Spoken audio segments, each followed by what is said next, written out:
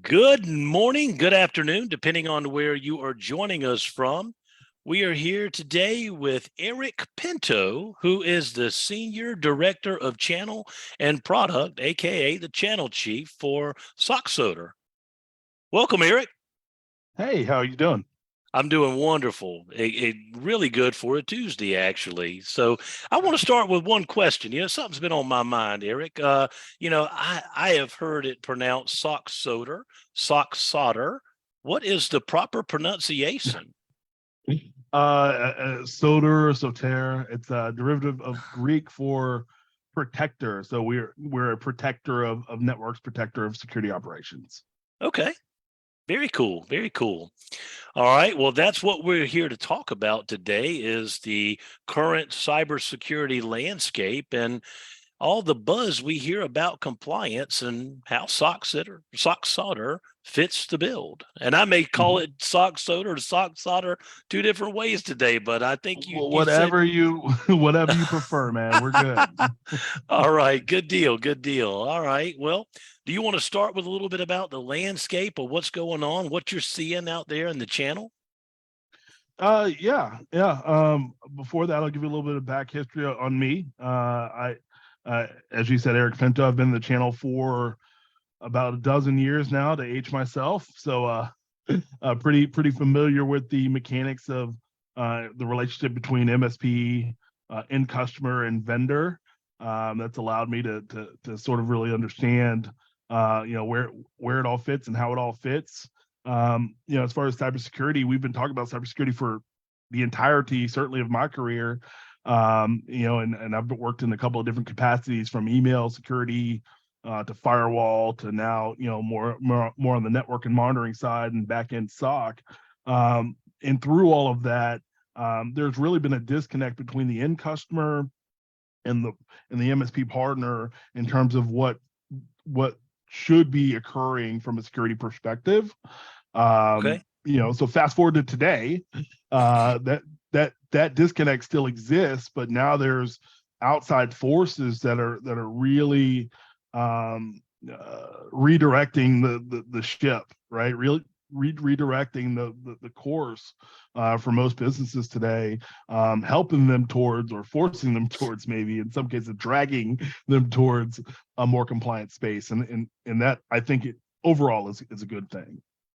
Yeah, I think so too. It's going to separate the men from the boys, so to speak, the good companies from the not so good companies. And what's really driving the compliance ship today? Is it the insurance companies?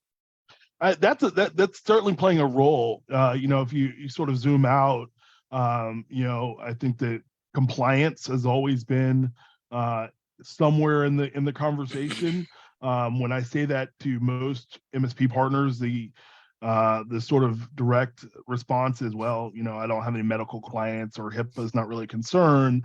But quite frankly, the compliance landscape has always encompassed more business groups, but it's now more targeted in beyond just healthcare. So you're seeing a tightening in terms of requirements for anyone that's managing or maintaining sensitive data. That could be, Sure. credit card data, PCI, healthcare data, PHI, financial records, whatever it might be. If it's your secret sauce, whatever it is, that's important to you in your business, securing it is increasingly becoming a requirement.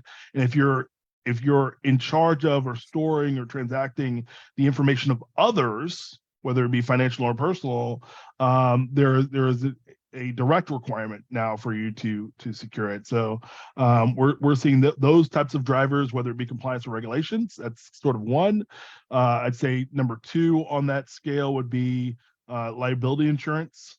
Most MSP partners, a couple of years ago, were really championing the need and necessity for, potentially impacted entities to have the right levels of insurance. So, there was a big push for everyone to have liability insurance, not only for your MSP practice, but for your end customers, again, that could be impacted. So that push was great, and I think it was the right direction. But the insurers kind of started looking around and saying, well, we're making a lot of payments. We're paying out a lot of claims for these orgs that, clearly, hadn't taken the first step when it came to actually securing their environment. And as you know, in the insurance space, they don't like to make a lot of payments, right? So, No, they don't. so what we've seen in the last 2 years now is a tightening, where the questionnaire went from maybe 10, 15 questions and pretty simple, to hundreds of questions now about the overall infrastructure, the security, the monitoring, the checks and balances, and ultimately the response capability of organizations. So that's become a huge driver again for anyone that's managing or maintaining sensitive data, especially the information of others. And then the last one would be in the supply chain. We deal a lot with federal compliance, the DoD new requirements, which are called CMMC, which only replaces an outgoing requirement in NIST 800-171. But those federal contractors are now having to make a lot of changes at the top level. So you think of the global corporations that Sure. that are out there. There's a trickle down then, right? So if you're doing business with that entity, even if you're not involved in managing or maintaining the sensitive data, they're coming out to all of their suppliers and saying, hey, well, we need you at least to attest at some level, to what you're doing from a compliance perspective. What are you doing from a security perspective? So they came out with their own questionnaires. So even if it's not a stated framework that they're wanting you to assess against, they'll have their own couple of hundred questions. We saw it pretty big from the automotive manufacturers like GM and other auto manufacturers. They now have a whole nother layer of compliance called FTC safeguards that we'll talk about in a minute. But but we saw it first there. But really, the supply chain, I think, is the biggest driver. And again, small business trying to do business with the larger business. You can imagine that larger business does not want that smaller business to be the weak spot. They don't want Absolutely. their data to get exposed because some guy on Main Street didn't lock up his machines, and all of a sudden the data flew out that door. Well, I want to bring up a point. We're talking about all this. We're talking about the end user, the client being compliant and secure. But how important? I think I already know the answer to this question, but I want to see what your answer is going to be. How important is it for the IT provider of that client to also be as compliant and locked down and secure as the client? Well, I mean, the obvious answer is it's Yes. equally important, right? It's equally, if not more important, right? So yes, right. That's the obvious answer, but you have to again zoom out, look at the MSP space. It's one of those spaces where, and I'm super pro MSP. I've only worked in the channel for, Sure. for the bulk of my career. I love the channel, but quite frankly, anyone can hang a shingle up tomorrow and say, I'm good with computers, work with me. There isn't Absolutely. there's no required certification to hang that shingle, which is super interesting because you can't even get a haircut. You can't go to a barber. You can't go to a They've got to be beautician without. licensed. They have to be licensed, and the insurance space is just the MSP space is just one where it hasn't happened. Now there's talk about it, but it hasn't happened yet. So so I think that there's a pretty wide gap in terms of capability or even sort of conscious awareness of what entities should be doing, from the best out there to some that are still struggling with it, or quite frankly just ignorant to what's necessary. But I'll bring back the FTC safeguards. Changes are coming, right? So Yep.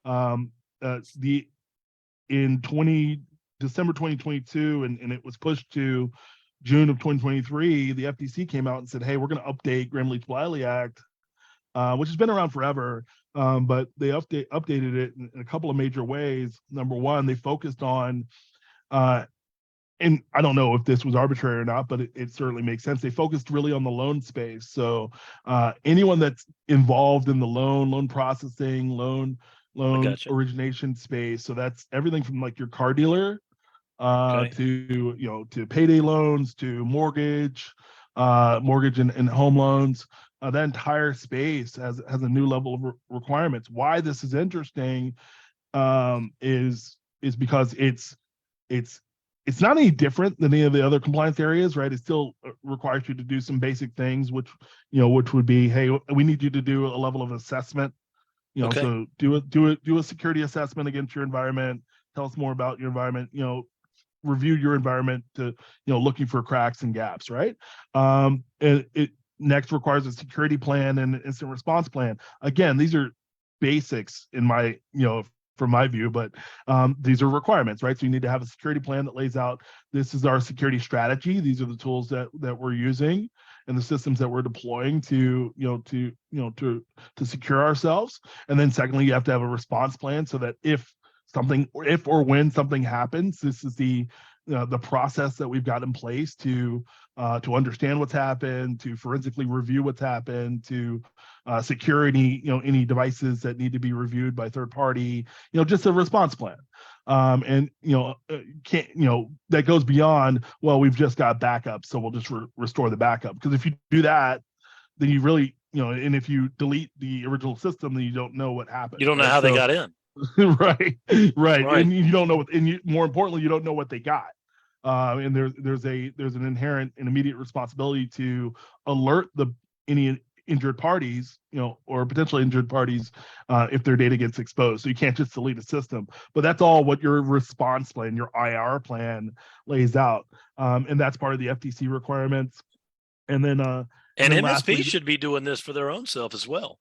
well, I'm going to get to that. So, and then lastly, it requires some level of either a pen test or like an annual check against your systems to, to see are they worthy, are they stopping threat in the appropriate way, or you can do continuous monitoring, which we advocate for because I think it's the best first strategy is to just have a watchful eye over all systems, looking Sure. for threat in motion, and be able to identify it, detect, and respond to it in a reasonably quick way, right? So within minutes or hours typically, and then further then understand what happens, that works in that response plan. But those are the basic requirements, and I still think of those as sort of basics, but it enforces that this vertical do these few things. I think it's like 9 steps. So do these 9 Sure. steps to ensure that they're secure.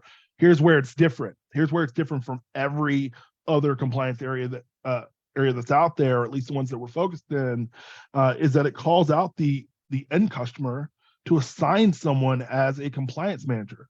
So someone on the end customer side typically has to identify themselves and say, hey, yes, I own the compliance responsibility. I will verify that we're doing these 9 things that we're required to do. I will report to my board of executives that we've done these things, or these are our challenges, and no one at that point at senior leadership is ignorant or unaware of the challenge because it's been stated.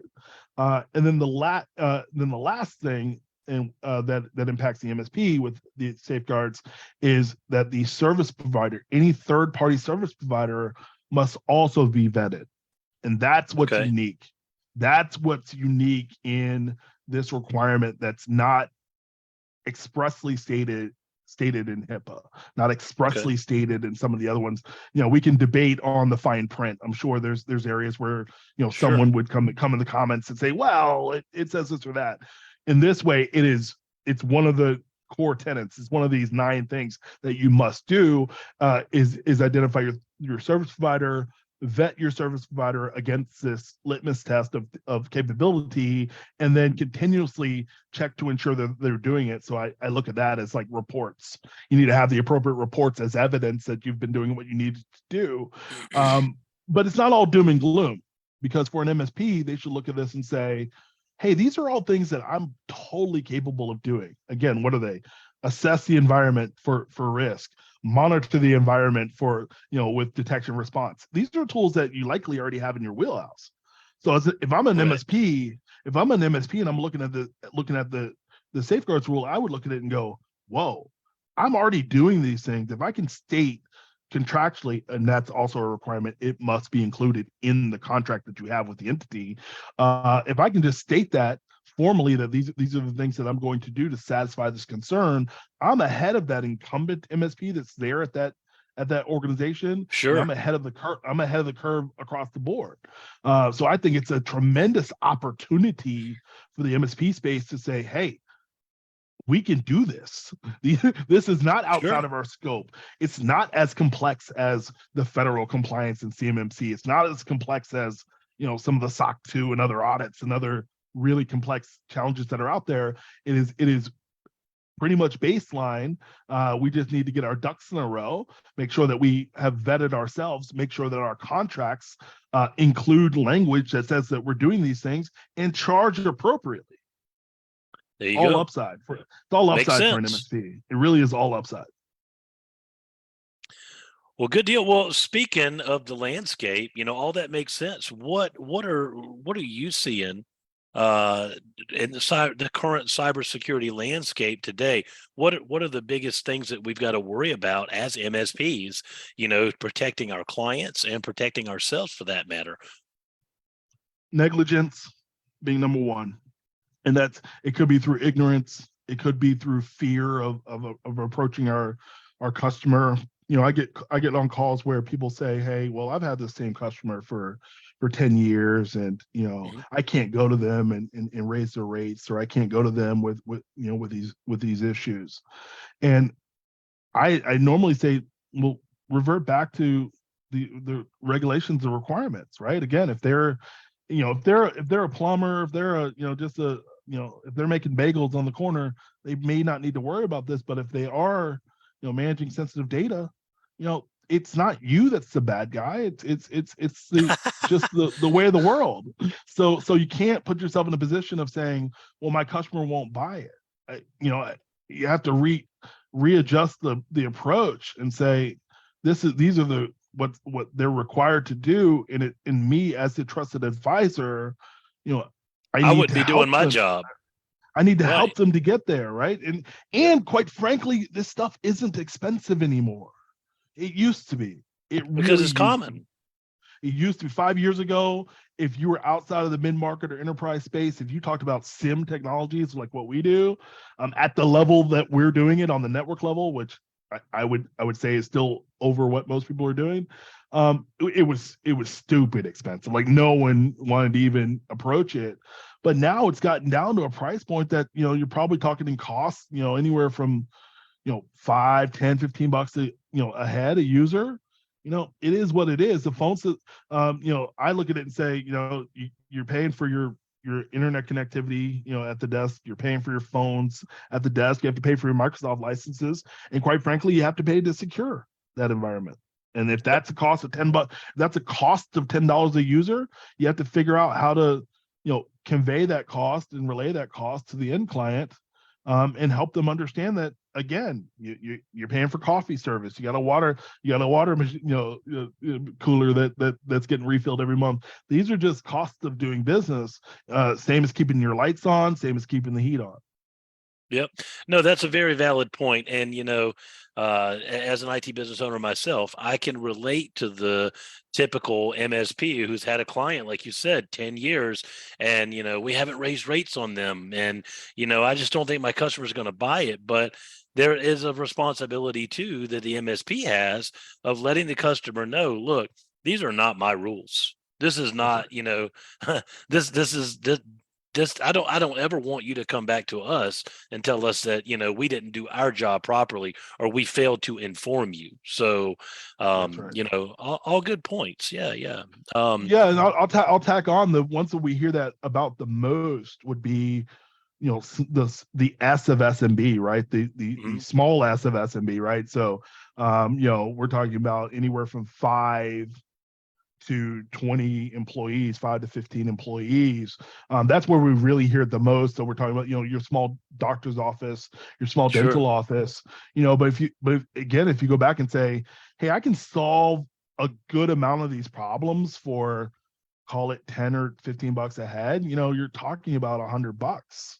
Yep. You're talking about $100 in cost. Now, obviously, we want to make money. We're not in the we're not doing this altruistically. We all want to make money, but if we're talking about an overall cost of $100, that's a conversation that you should be able to have with an end client and say, okay, let's move the ball forward, right? Yep. And then start putting the right things in place. Now, you also want to make sure that you're accommodating for your own time. So there may be a dollar value there that hasn't been covered yet in your existing agreement, and you need to work out what those costs are. But still, it's not a huge amount of money that we're talking about to get these things done. So people need to stop saying, hey, I'm acting as though they're scared or operating from a position of fear in terms of engaging their end client. And I understand even the risk of losing that client to the guy down the street. But what you have to do is lay out for them that, hey, I'm going to charge you X amount per month. The guy down the street's offering it to you for, $200 less. Okay, again, same cost, right? So $200 less. For $200, is it worth it to not handle these things, to not have a 24/7 security operations team that's watching the store, to not have effective reporting to say that you've done the things that you needed to do, or that even best practice would advise you to do for $200? Is it, would you want to be stuck in a position where if you're impacted, you just throw your hands in the air and go, yeah, we weren't really looking for it, Right. for $200? Like right. it stops making sense really quickly, and that's why one of my goals here at SOCSoter and sort of more broadly in the channel is to educate, to help MSPs, help service providers understand that this is just a problem that needs to be solved. It's something that that needs to be tackled, and shying away from it isn't helping anyone. That's true. That's true. Well, tell us a little bit about the program and the platform at SOCSoter. How does that fit into all this? Yeah, so if you're familiar with the security space today, I think starting with next gen antivirus, and firewall, that's sort of your baseline tools that most organizations would have. Again, the bagel shop, that they may stop there, right? They've got a firewall, router, combined device. They may be running antivirus on their machines, and then they'll secure the PCI data, and that's it, right, for them. But then when you start graduating from that, there's other things that are required. Most MSPs would be familiar with the endpoint space, and that endpoint space has been really saturated. I'm going to blame the marketing teams here. Sorry, marketing people. but with word soup, for everything from EDR, XDR, MDR, MXDR, MTR, NGAV, VMS. I mean, and which are all just various acronyms that come back to how am I securing different parts of my network. So we actually break it out.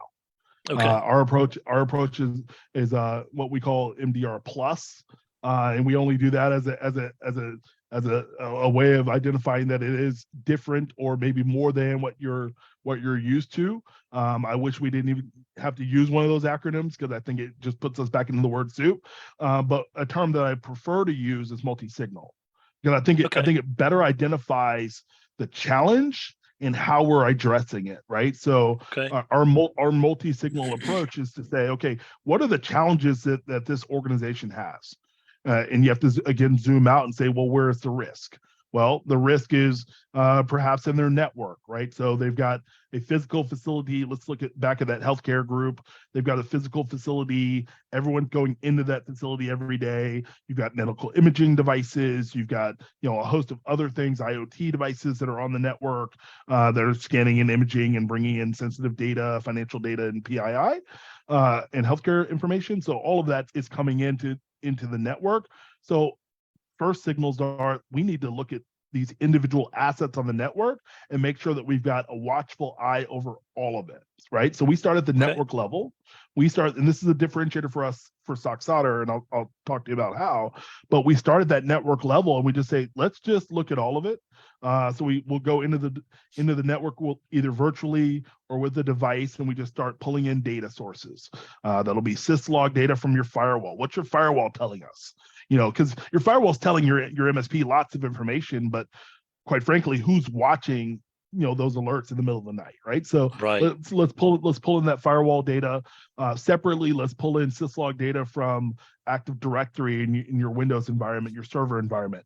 So this is, now we're talking about thousands and millions of lines of data that are flying by Sure. the screen at a That's a rate that full-time job in itself. well, no human could possibly do that, and that's where you start talking about introducing technologies like SIM. So now we're going to pull in this data. We're going to use heuristics and algorithms to analyze the data real time. Hopefully, produce what might be a possibility of being a concern. Pass that over to a human. Allow a human to then weigh in and go, "Yep, that's a real issue," or let's dismiss it, it's a false positive, or let's watch it, it may be an indicator of something else. And those are sort of the categories that our SOC or hopefully other SOCs would use.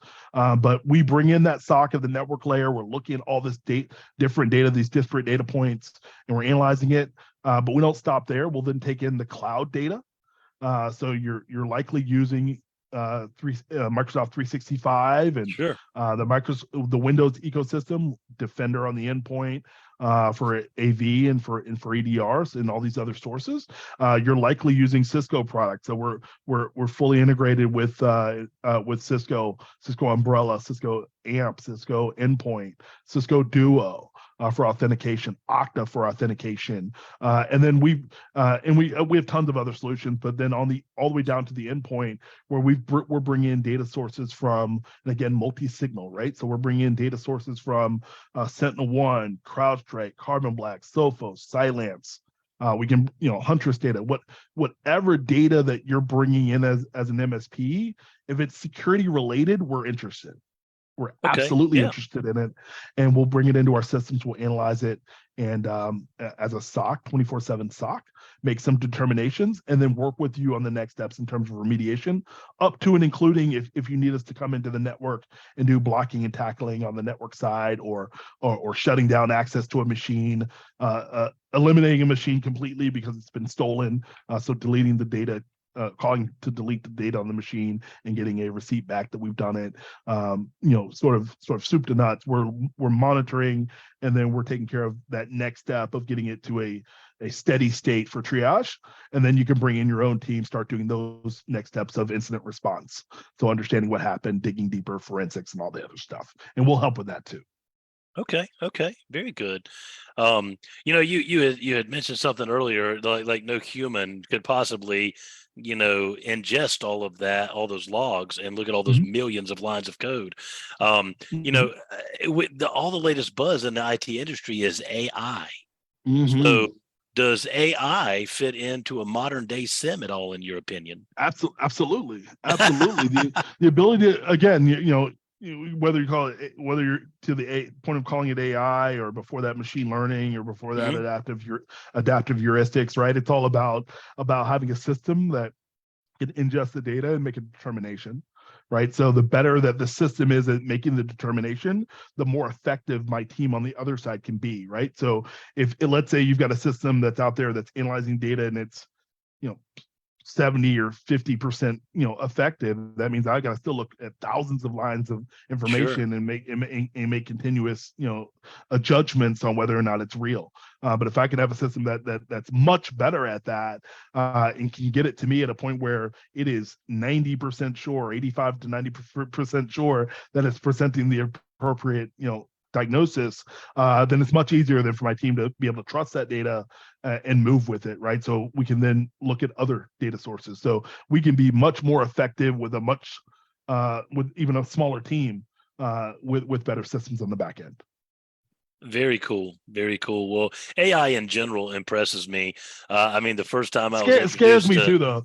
oh It's scary yeah, though too. Come it on, man. does. Well, if you think about like recording someone's voice, for instance, and utilizing that as a threat actor to, extort money or things like that, yeah, I think it's very dangerous in that aspect. But I gotta be honest, the first time I used Chat GPT, I took an email. And, because I wrote the email and I put the points in the email, but it just didn't, we all been there where we're typing an email, and that email, you may spend 30 minutes and read it 6 times and say, I don't like the way that sounds, and go back. But yet you could go in and throw that email and say, rewrite this email. And then it gives you the same content, but just much more professionally worded. That was just mind boggling to me. So And it's I still, and don't. it's only getting better at it. Oh yeah, The real it is. real challenge is if you think about how long it takes for a human to learn a skill set and then increase on their value in that skill set. That could be over years, right? We're an Yeah. apprentice, we're learning, and then we start working on our own, and we get better and better, and then you're a leader in your space. That could take 5-10 years. This stuff is learning from itself at such a pace that I'm scared of what would Chat GPT 3, then 4. Right. What does 7 look like? If we started at 3 and it was you think of the like the illustration stuff, and it's like making weird spaghetti fingers and doing all types of stuff. What happens Right. when it learns from itself again and then a third time? So you get to version 6, version 7, version. I'm a little worried at that point. Yep. Yep. Well, and I think it's like a lot of things. It's going to be good and it's going to be bad. So we'll just try to stay on top of it and see what we can do. But yeah, no, I know a lot of MSPs are using it. The first time I heard that, I'm not good at scripts at all. I'm not a scripter, but Right. I love automation of scripting, how you can, just automate certain tasks, that make our jobs as MSP so much easier. So Mm-hmm. I usually go to script repositories and find the scripts and download them. But Right. if there is nothing, you can go into Chat GPT and tell it what you want to what you want out of the script, and it will write the script for you, which is like mind Weird. blowing. It, Yeah, it, it is mind blowing. I mean, you basically type to it or speak to it in plain English and say, "I'm looking for X," and then it will generate the script to deliver that end goal. That blows my mind. It really does. yeah, But again, you're asking a computer to figure out a way to talk to a computer. yeah, yeah. That part makes sense. So, on the toss of that coin, I am sure that the Sims are preparing themselves and everything for, the the unknown of the artificial intelligence world, that because it's going to introduce new things that we don't even know about right now, new threats. The propensity to use AI technology for evil or for bad is super high, right? So, and that's why we're so adamant about end customers, but then MSPs also being diligent about what the solutions that they've got deployed out and the importance of it, because you still have entities that say, well, we're too small or we're not going Yep. to be targeted, because they've got that image of the hacker in the basement with the hoodie on, and quite frankly that hacker is a bank of machines all just pumping out code, pumping out scripts that says, hey, go rob a bank, and the script goes and robs the bank, but that bank is your information on your Hmm. machine or your group of machines. And quite frankly, the scripts don't care whether it's one machine or 10 machines or 100 machines. It's going to get it in volume anyway. Yep. So you have to look at it and say, okay, I do have sensitive data. I don't have a lot of it, but I've got a couple thousand, patient records. I've got a couple thousand mortgage accounts that I'm managing at any given time. And I've got a backstore of 5 years of that's on some server somewhere. That stuff needs to be at minimum, it needs to be monitored. At minimum, someone needs to be watching the front door, the back door, and all the pathways to say, what's moving around, who's accessing what, why would they access that, why would they download that many files in that short of time period, right? And those sort of questions are what trains our systems to alert, and then we take a look at it and go, yeah, there is no feasible reasonable reason why that should happen. Let's alert, right? And then we'll create the alert structure and get out to the end customer.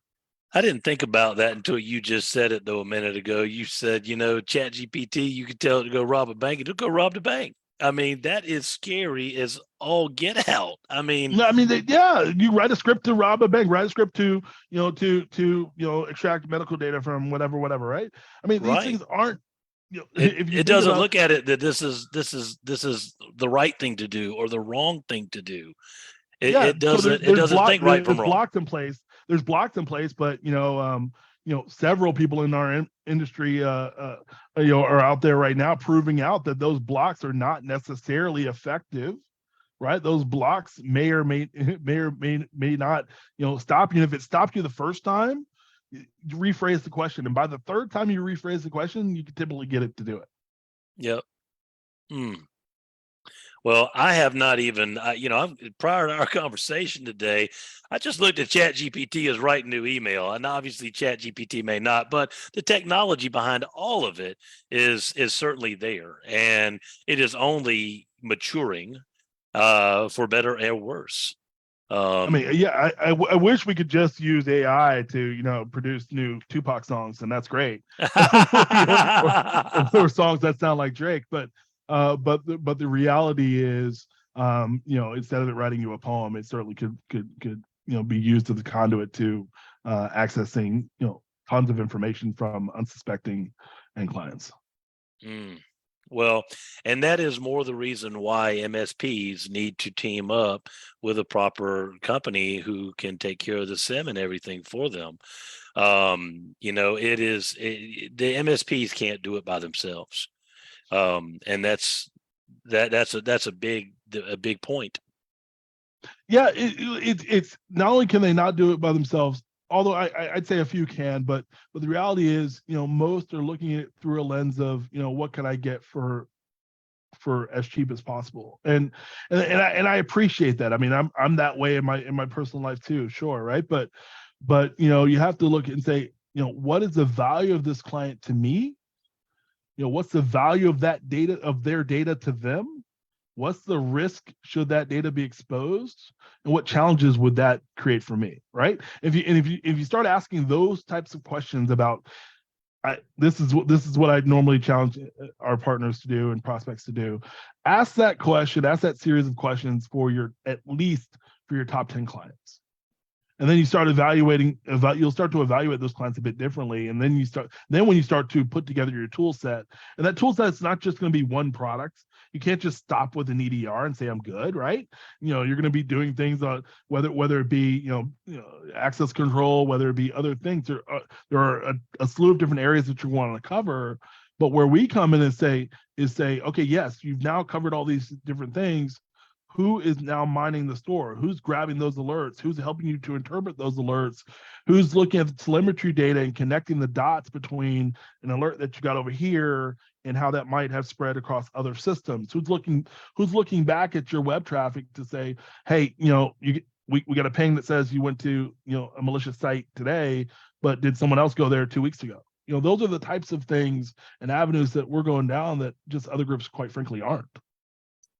Well, and that kind of goes into my next question to you. There are a lot of services providing SIM. What makes SOCSoter, in your opinion, better than all the rest? Better than all the rest. I think it's just that our comprehensive approach and multi-signal. So it's not necessarily that we've got the best mousetrap. I believe in having layers of mousetraps, right? I believe Sure. that there's no silver bullet, there is no perfect environment. But if I can layer in multiple systems, whether you talk about multi-factor authentication, whether you talk about protecting your endpoints, whether you talk about securing backups, but then you say, again, all of those different things have to be deployed in certain environments. And then I think that we're really great at connecting in the dots. So we're not just providing you an EDR. In fact, we're almost agnostic on your endpoint. I'll allow you to bring in, I talked to you before, I'll allow you to bring in SentinelOne, Sophos, Cylance, CrowdStrike, Carbon Black. It doesn't really matter to us. We want the data. Now we've got tools that we can help you with that will do even more on your endpoints, but we allow you to bring in whatever flavor, whatever solution that of choice for you, because we know that you're making, as an MSP, you're making fleet decisions. You're making a decision across 1,000 or 10,000 endpoints, and we might be then protecting 2,000 of those 10,000 endpoints, for example. So we allow you to bring in your own tool set on the endpoint. We allow you to bring in your own data set from Cisco and your firewall and those other environments, but just bring it to us via API, allow us to monitor it, allow us to create rules. Let's work together and partner together to create rules that make sense for the end client, because every end client is built differently. And then lastly, that network layer, which is something that you don't find in most organizations. If most organizations, if you unpack the word soup, MDR, XDR, MTR, whatever it is, when you unpack that, it comes back to an agent that you're rolling out on your endpoints. That's important. But we're looking at everything else. So we do asset discovery to see every asset that's on the network. We're doing continuous vulnerability scanning to provide vulnerability scanning and analytics and management for every asset that we see, regardless of device type or regardless even of owner. If it's on the corporate network, it needs to be scanned. That's our stance. So if the business owner says, well, I'm going to allow my kid to come in and plug in his laptop from school, every day, because from 3 to 5, great. We're going to scan that device too. Yep. Does not matter who owns it. If it's on the corporate network and it's commingling its access and its data with your sensitive data, you need to be monitoring it. Yep. It has the potential to be a threat. So being able to see beyond just the corporate owned desktops and servers is a pretty big differentiator for SOCSoter, and it is the cornerstone of who we are. I gotcha.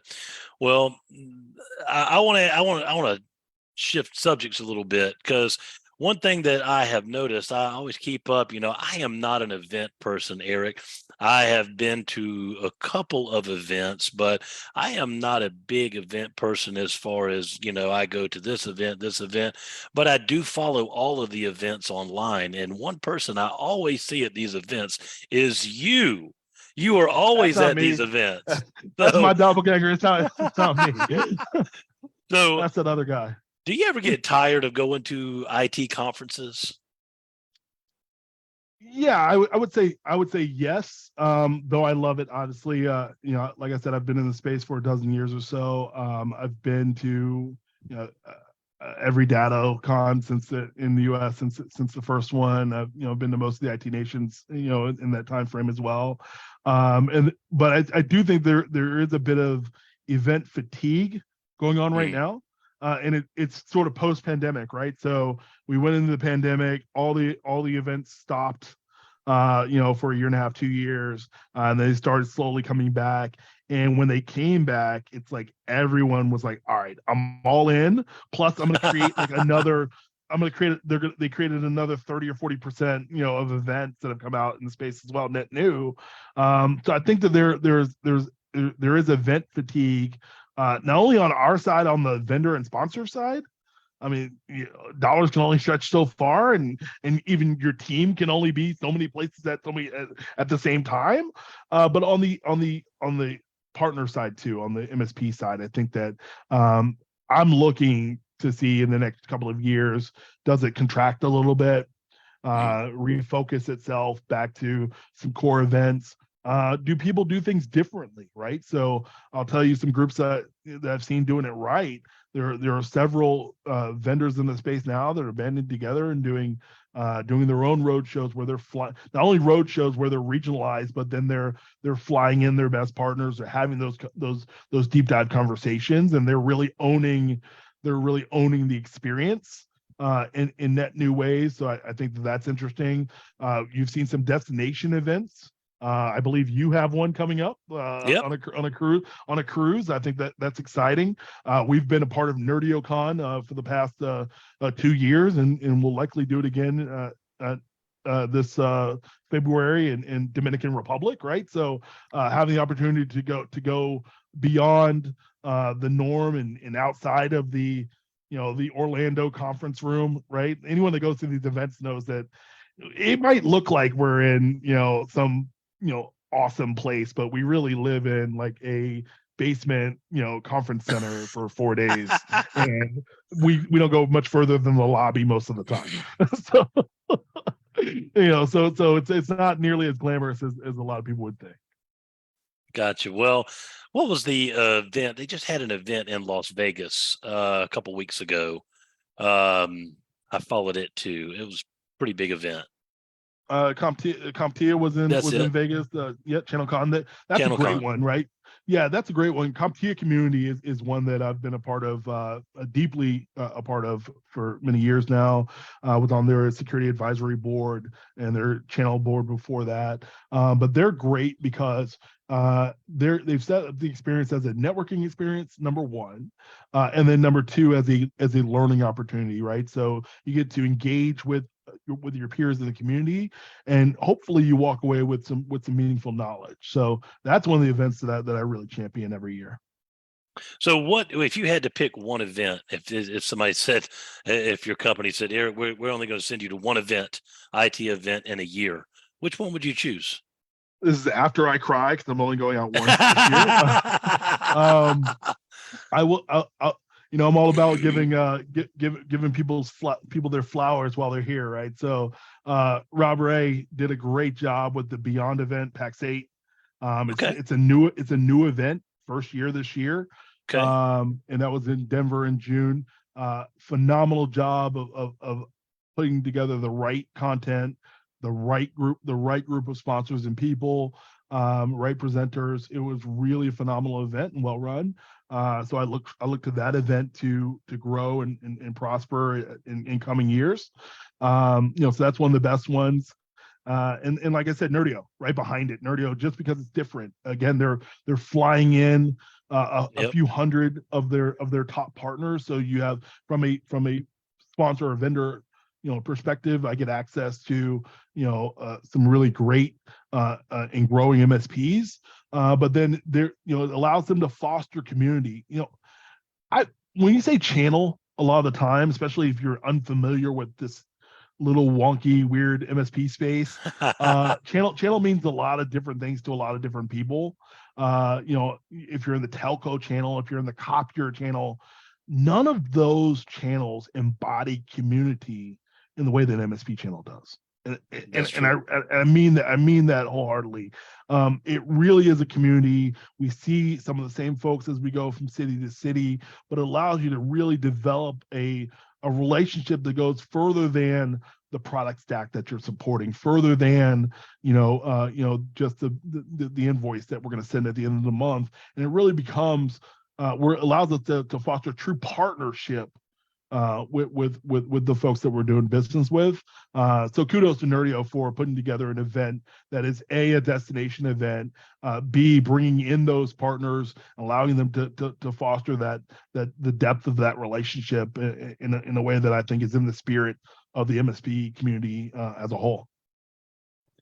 Well, that's exciting because I am looking at some opportunities to go next year. In addition to our own ITBOG stuff, I am looking for some great conferences to go to next year and attend. You need to go to Beyond for sure. I think I'll definitely make a point to go to miss. Beyond, and that's always probably going to be in Denver, right? Or right around that area. I don't know what their plan is. I know it's Denver. It's Denver again next year for sure. Okay. All right. Well, I've been to Colorado one time when I was younger, and I really enjoyed it. It was a nice place. Got to go to Pikes Peak, the big mountain, highest altitude. So that was kind of cool. Last year, I'm an avid camper. We camped in the mountain range, right by Pikes Peak, a little lower elevation, probably around 11,000 feet. We did that for 9 days last year in Colorado. So yeah, I love it. Good deal. Well, I got one final question for you. So if we've got an IT business owner that is watching our live stream today and they are looking for a new partner to help them with their compliance and everything that you offer, what is the best way that they can get in touch, reach out to your team, and get the ball rolling? Well, obviously you can contact me. I'm Eric. So Pinto at SOCSoter. Obviously sales at SOCSoter will get a hold of us as well. We're certainly active through ITBOG, so you can get us on Facebook as well. We're not hard to find. I'm not hard to find. Certainly reach out. LinkedIn's another great way. Compliance is the compliance area is confusing for a lot. We do have an entire team that's focused on it. So I like to say beyond the platform, beyond that multi-signal platform, we've got a team that of subject matter experts that can speak to you about CMMC, FTC safeguards, HIPAA, PCI. If you just want to run like a baseline assessment using this cybersecurity framework or CIS security controls version 8, any of those things, or just a general question about supply chain. Hey, I got this letter that says, hey, I need to do these things. I don't even know where to start. Bring it to us. We've got a team. We'll link you up. We'll have the conversation. And if you need to get assessment work or other stuff done, we can help there too. Well, that sounds like a plan. Well, Eric, thank you so much for your time today. And hopefully I'll see you at the next event you go to. All right. I'll be at DataCon in Miami in I guess a month or so. That sounds awesome. Well, I need to make it a point. I went to one DataCon, but it was virtual during the pandemic. So I did get a backpack, but I have not been in person. So I understand that's come a on heck of an down. event. Come on down. It's not even that far from you. Where you South Carolina, right? Yep, South Carolina. You can get to Miami. We'll see you next month. Sounds like a plan. Well, Eric, thank you so much again for the chat. I really enjoyed it, and I hope you enjoy the rest of your day. All right. Bye-bye. We'll see you. Bye-bye.